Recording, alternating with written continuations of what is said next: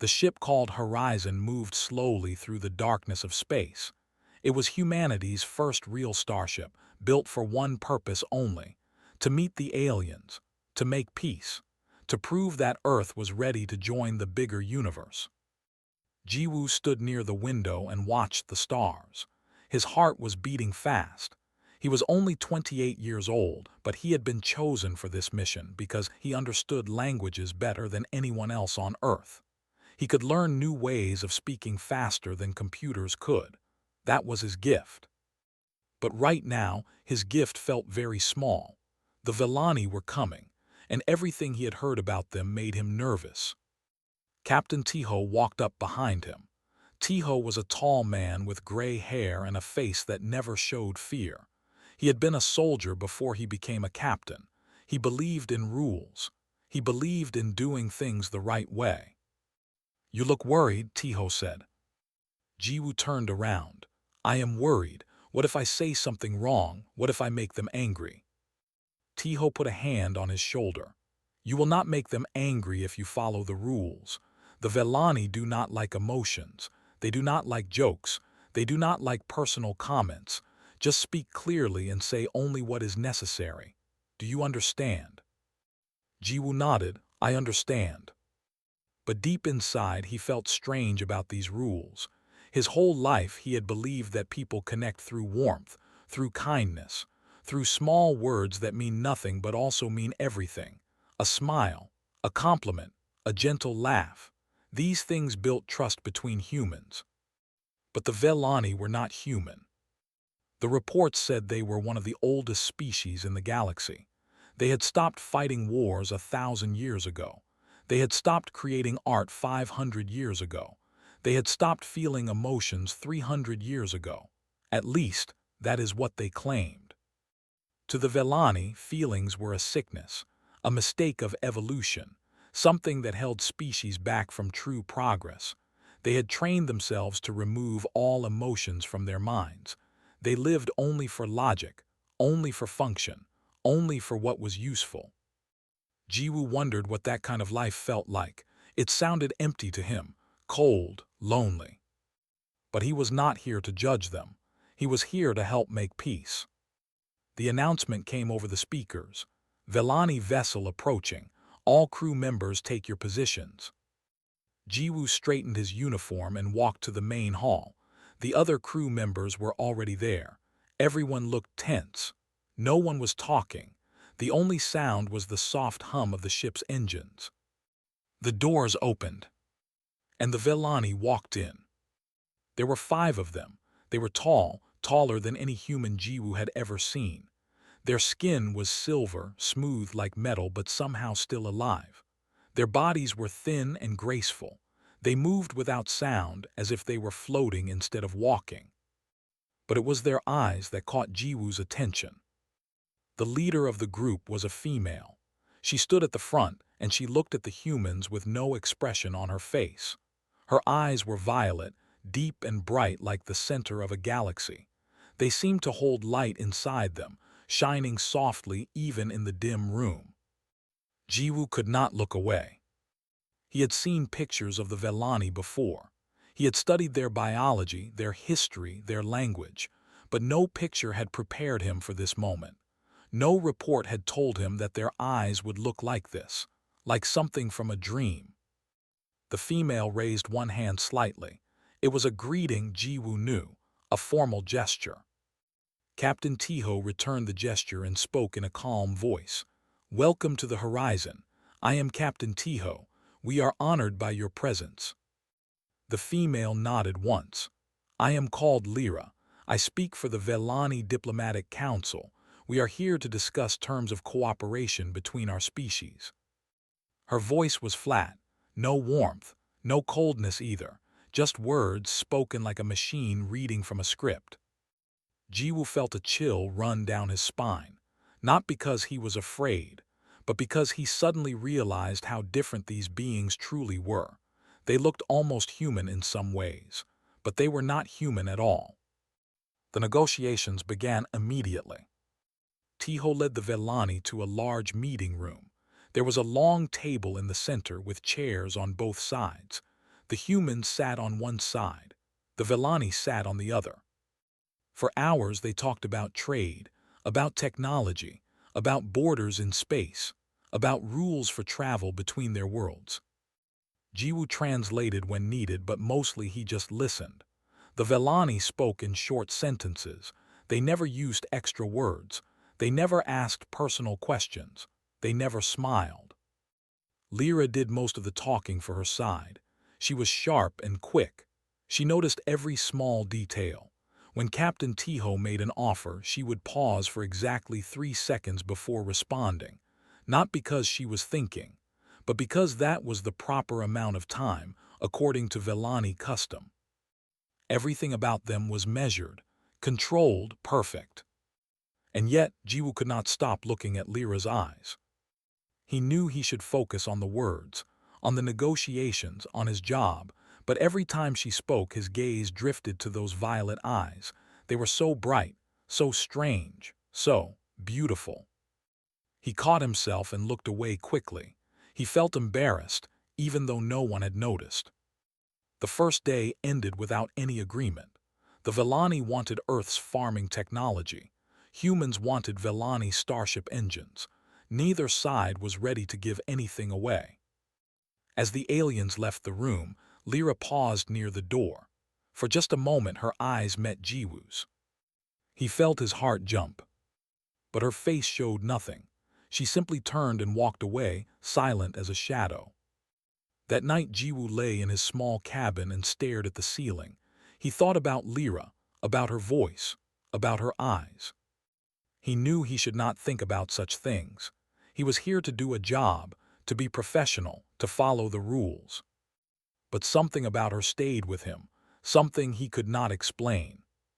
He told himself it was just curiosity, just the natural interest of meeting a new species. But deep down, he knew it was more than that. He had seen something in her eyes, something the Vellani had tried to remove from themselves long ago, something that still lived, hidden deep inside. He did not know what it was, not yet. But he wanted to find out. 3 days passed on the horizon, 3 long, difficult days. The negotiations were not going well. Every morning the humans and Vellani sat across from each other at the long table. Every morning they talked about the same things: trade, technology, resources, and every morning they made no real progress. The Vellani wanted too much. The humans were afraid to give it. Captain Tiho was getting frustrated. Jiwoo could see it in the way he held his shoulders tight and stiff. But Tiho never showed his frustration to the Vellani. He kept his face calm. He followed the rules. Jiwoo was tired too. His job was to listen, to translate, to help both sides understand each other. But it was hard to help people understand each other when neither side wanted to open up. The Vellani were like walls, smooth, silver walls with no doors and no windows. On the 3rd afternoon, Captain Tiho called for a break. "We will continue in 2 hours," he said. "Everyone rest." The Vellani stood up without a word and left the room. The humans did the same, spreading out to different parts of the ship. Jiwoo walked through the quiet hallways. He did not want to go back to his cabin. He did not want to sit alone with his thoughts. So he walked, letting his feet take him wherever they wanted to go. He ended up at the observation deck. It was a large room with one wall made entirely of glass. Through it, you could see the stars stretching out forever, bright points of light against the endless black. Jiwoo walked in and stopped. Someone else was already there. Lyra stood near the glass, her back turned to him. She was looking out at the stars, her silver skin reflecting the distant light. She did not move. She did not make any sound. For a moment, Jiwoo thought about leaving. This was her private time. He should not disturb her. But something made him stay. He walked closer, his footsteps soft on the metal floor. When he was a few steps away, he stopped.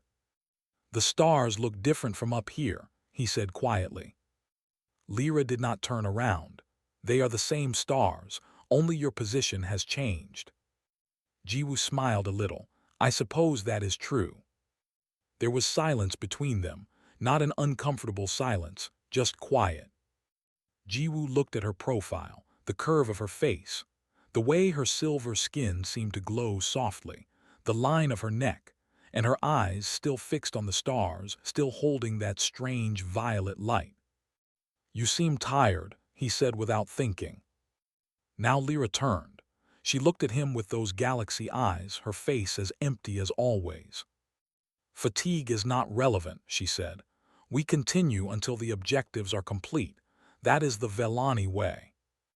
Jiwoo nodded slowly, but even machines need rest sometimes. "I am not a machine." "I know," Jiwoo said. "That is exactly my point." Lyra did not respond. She just looked at him as if she was trying to understand something complicated, as if he was a puzzle she could not solve. The silence returned, but this time it felt heavier. Jiwoo knew he should say something professional, something about the negotiations, something useful.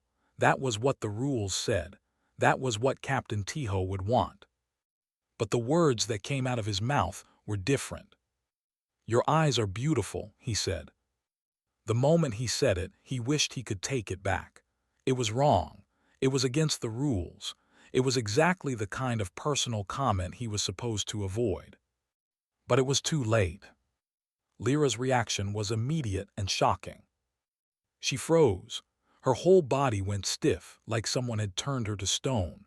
Her violet eyes went wide, wider than Jiwoo had ever seen them.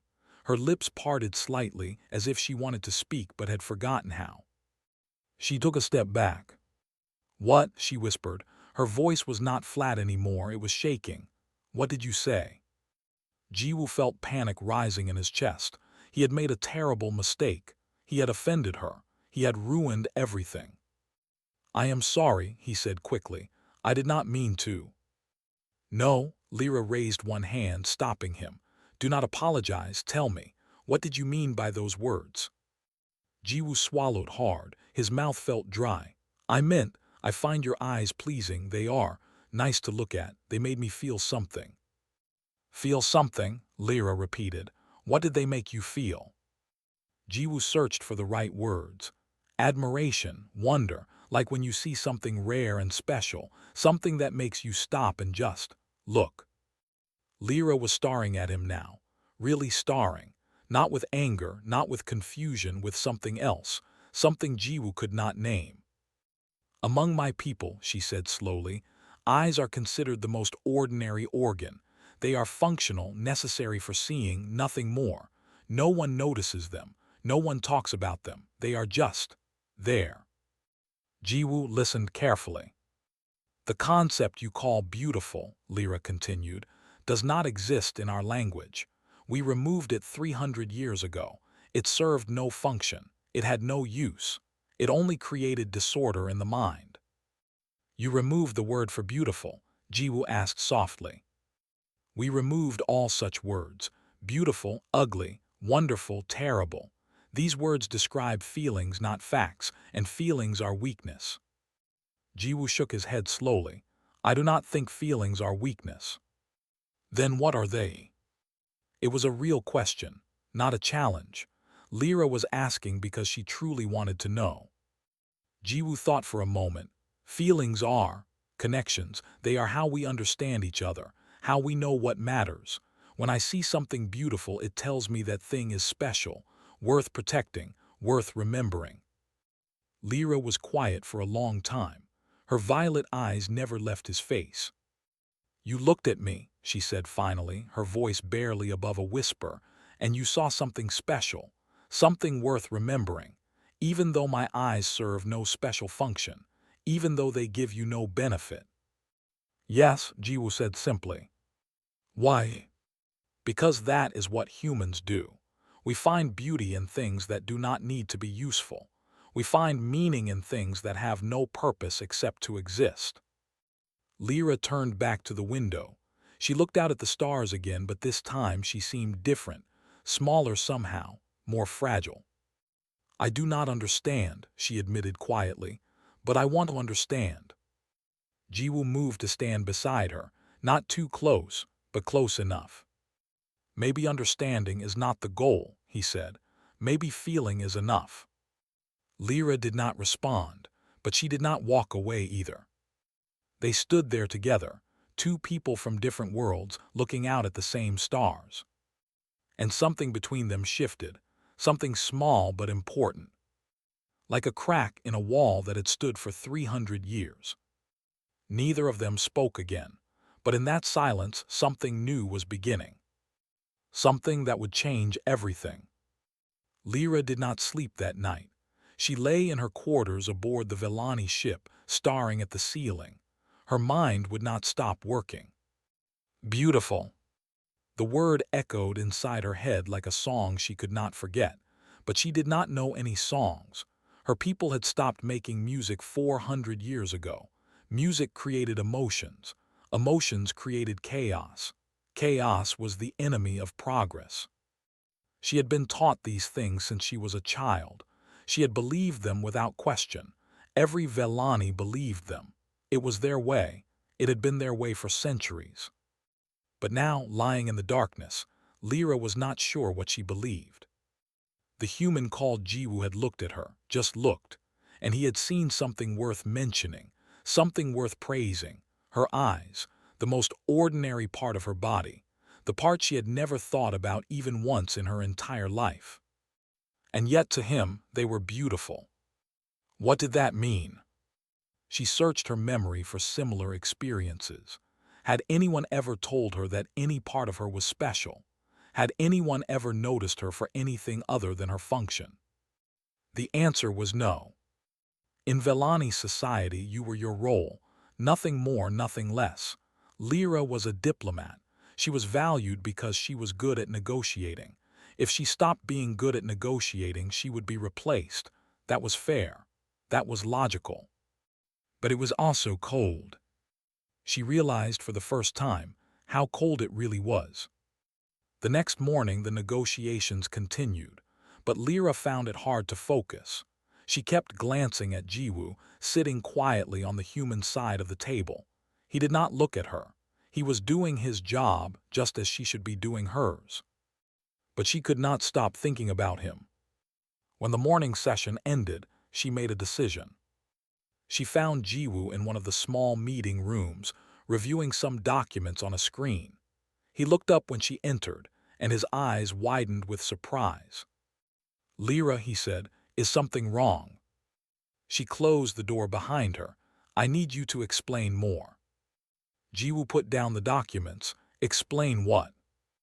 "Everything." Lyra sat down across from him. "What you said yesterday about beauty, about feelings, I need to understand." Jiwoo leaned back in his chair. He looked at her for a long moment as if deciding whether this was safe. Then he nodded. "What do you want to know?" "You said feelings are connections," Lyra began. "What does that mean? How can an emotion connect two people?" Jiwoo thought carefully before answering. "When I feel happy and I share that happiness with someone, we are connected by that happiness. When I feel sad and someone comforts me, we are connected by that sadness. Emotions are like bridges between people." "But emotions are unreliable," Lyra said. "They change without warning. They make you do things without reason." "Yes," Jiwoo agreed. "Sometimes they do, but that is not always bad. Sometimes the best things in life happen without reason." Lyra frowned. "That does not make sense." "Let me give you an example." Jiwoo leaned forward. "Why do humans create art, paintings, sculptures, music? These things take time and effort. They produce nothing useful. They do not help us survive, but we create them anyway. Why?" "I do not know," Lyra admitted. "Because they make us feel something," Jiwoo said. "When I look at a beautiful painting, I feel wonder. When I listen to a sad song, I feel grief. When I read a happy story, I feel joy. These feelings are the reward. The art itself is just a way to share those feelings with others." Lyra was silent. Her mind was racing, trying to process this new information. "Your people stopped making art," she said slowly, "because it had no function." "Yes, we did. But according to what you are saying, the function of art is to create feelings. Jiwoo smiled. Exactly. So we removed the function by removing the feelings. Lyra looked down at her hands. We broke the connection. Maybe, Jiwoo said gently, but connections can be rebuilt. Lyra looked up at him. Her violet eyes were shining, and for the first time there was something behind them. Not emptiness, not neutrality, something alive. Show me, she said. Jiwoo blinked. Show you what? Show me human art. Show me what creates these feelings. Jiwoo hesitated. This was definitely against the rules. Captain Tiho would not approve. But when he looked at Lyra's face, when he saw the hunger there, the desperate need to understand, he could not say no. He pulled out a small device and tapped the screen. This is music, he said, a song from my home country. He pressed play. The room filled with sound, a soft melody carried by a gentle voice. The words were in Korean, a language Lyra did not understand, but somehow that did not matter. The music wrapped around her like warm water. It entered her ears and traveled down to somewhere deep inside her, somewhere she did not know existed. She felt her chest tighten, her breathing changed, her eyes began to sting. What is happening? She whispered. What is this feeling? I think you are moved, Jiwoo said softly. The music is touching something inside you. It hurts, Lyra said, but also, it does not hurt. I do not have words for this. You do not need words, you just need to feel it. The song ended. The silence that followed felt heavy and light at the same time. Lyra looked at Jiwoo with new eyes.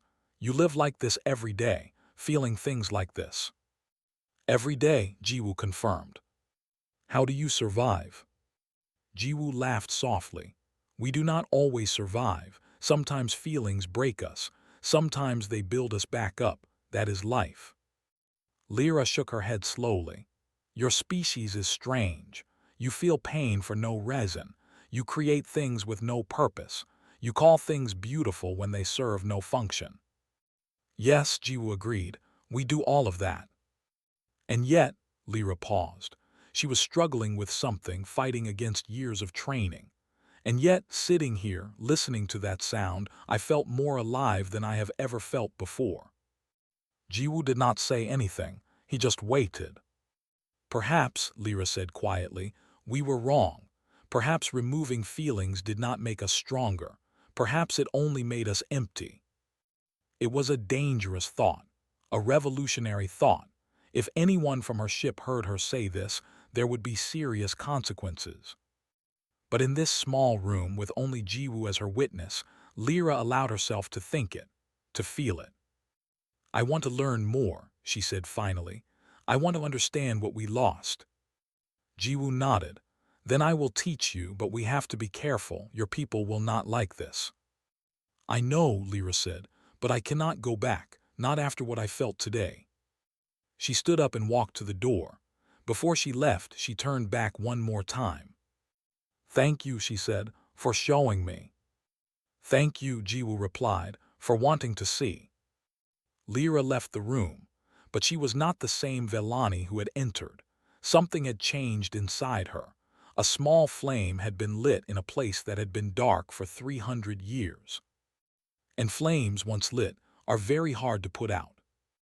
Word spread faster than Lyra expected. It started with Kale, her second in command. He had noticed that Lyra was acting differently. She was spending time alone. She was distracted during meetings, and more than once he had seen her watching the human called Jiwoo. Kale was a loyal officer, but he was also suspicious of everything. That was his nature. So when he saw something strange, he investigated. 3 days after Lyra's private meeting with Jiwoo, Kale found her on the observation deck. She was alone, looking at the stars, just as she had been when Jiwoo first spoke to her. You have been avoiding me, Kale said. Lyra did not turn around. I have been thinking. Thinking about what? She did not answer. Kale moved closer. Something happened between you and the human, the translator. I have seen how you look at him. how he looks at you. You are imagining things. I do not imagine, I observe. Kale's voice was cold. Tell me what he said to you. For a long moment, Lyra was silent. Then she turned to face him. Her violet eyes met his silver ones. He told me my eyes were beautiful, she said. Kale stared at her. His face did not change, but something shifted behind his eyes. Confusion, disbelief. Beautiful, he repeated slowly, as if the word was from an ancient language he had forgotten. Yes. What does that mean?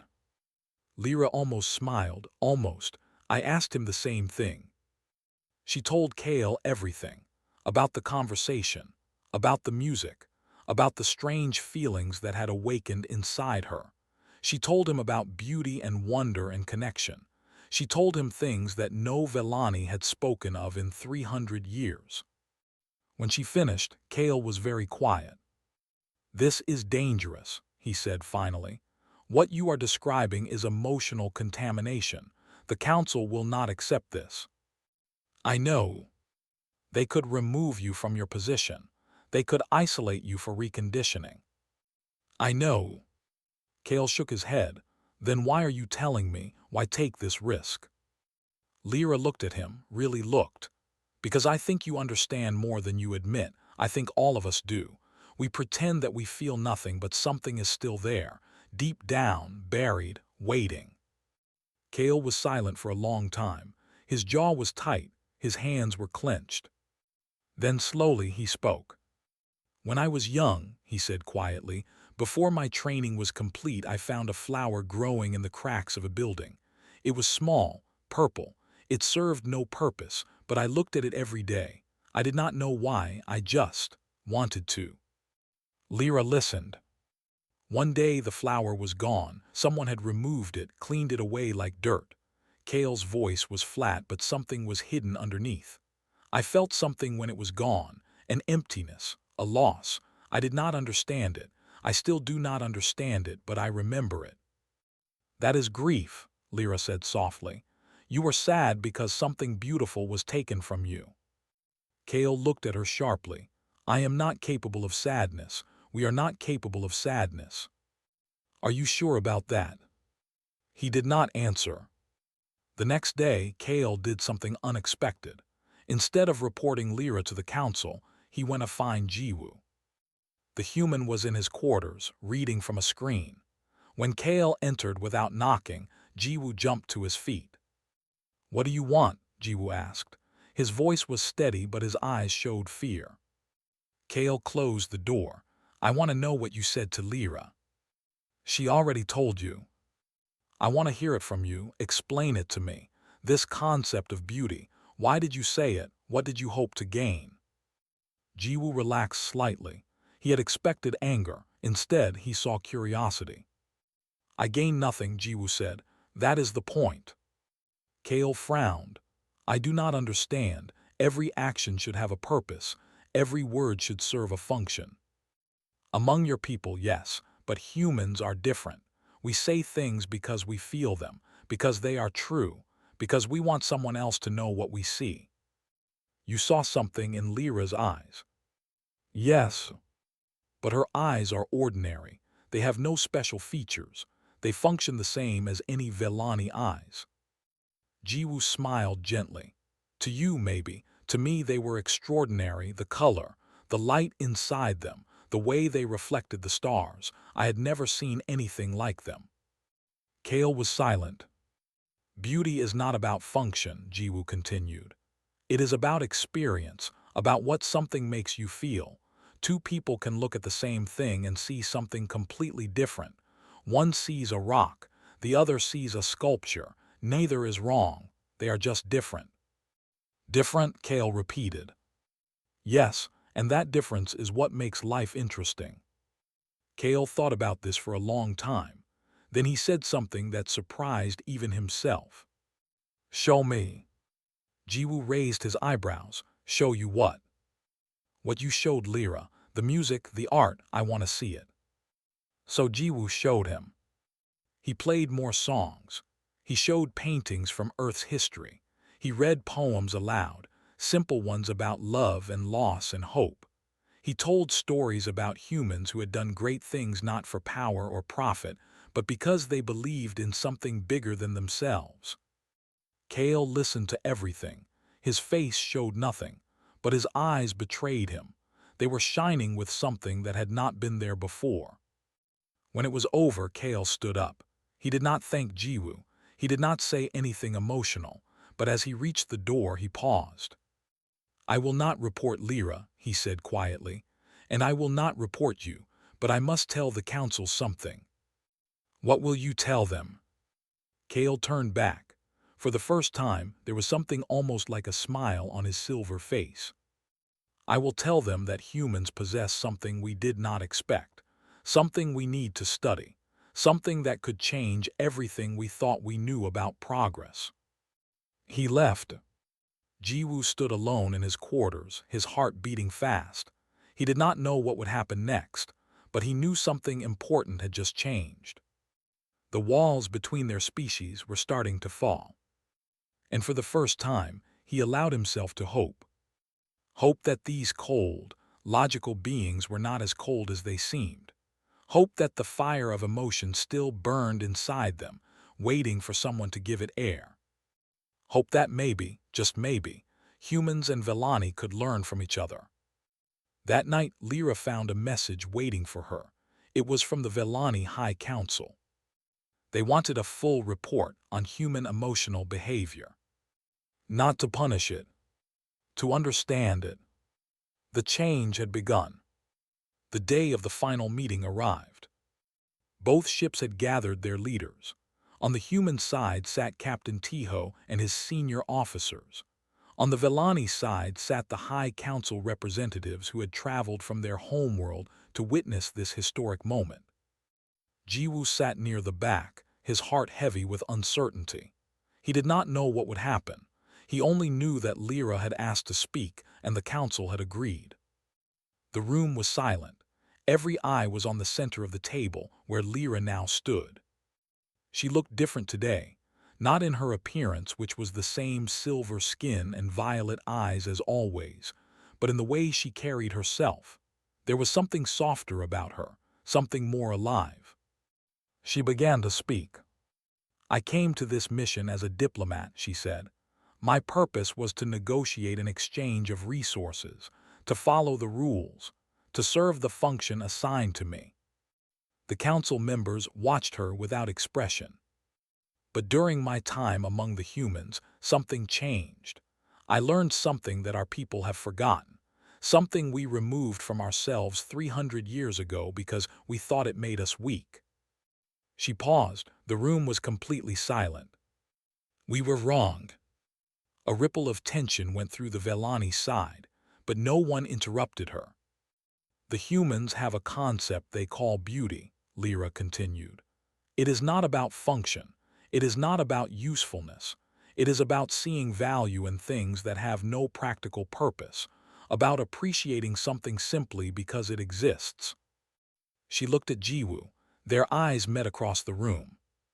"One of the humans looked at me and said my eyes were beautiful.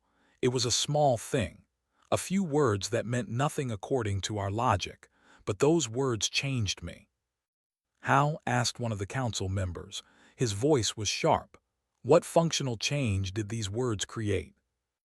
Lyra turned to face him. "They made me feel alive. For the first time in my life, I understood that I am more than my function. I am not just a diplomat. I am not just a tool for the Vellani. I am me." The council member frowned. "This sounds like emotional corruption. You have been influenced by primitive behavior." "Perhaps," Lyra admitted. "Or perhaps I have been reminded of something we all once knew." She raised her hand and gestured to the window, where the stars shone bright and countless. "Look at those stars," she said. "They are burning balls of gas. They serve no purpose for us. We cannot eat them. We cannot trade them. They are billions of kilometers away and will never affect our lives. But they are beautiful. Even I can see it now. And seeing beauty, feeling wonder, does not make me weak. It makes me connected to something larger than myself." She turned back to the council. The humans create art. They write songs.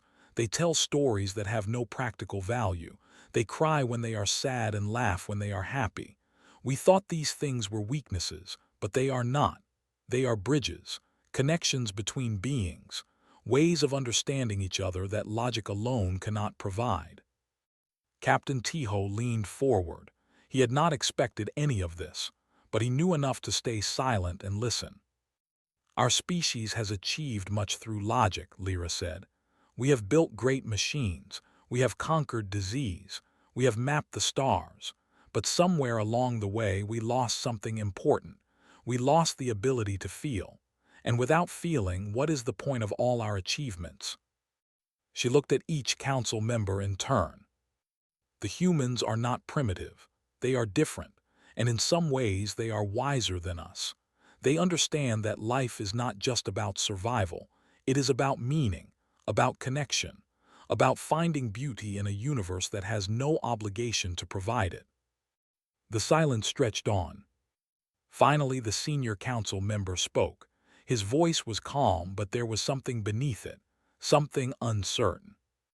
You are proposing that we learn from the humans, that we adopt their emotional behaviors. I am proposing that we remember our own, Lyra replied. Before we removed emotions, we had them too. We loved, we feared, we wondered. Those things are not gone, they are only buried, and the humans can help us find them again. The council members looked at each other. Silent communication passed between them. Centuries of tradition weighed against this moment. Then slowly, the senior member nodded. We will consider your proposal, he said. A cultural exchange will be added to the treaty terms. Our scholars will study human emotional behavior, and perhaps we will learn something valuable. Lyra let out a breath she did not know she had been holding. The treaty was signed that afternoon, not just as a trade agreement but as the beginning of something new. Human artists would visit Velani worlds. Velani scientists would study human music, literature, and art. Both species would learn from each other. As the delegations prepared to depart, Jiwoo found Lyra one last time. They stood on the observation deck, the same place where everything had started. The stars shone around them, endless and bright. You changed everything, Lyra said softly, with a single sentence.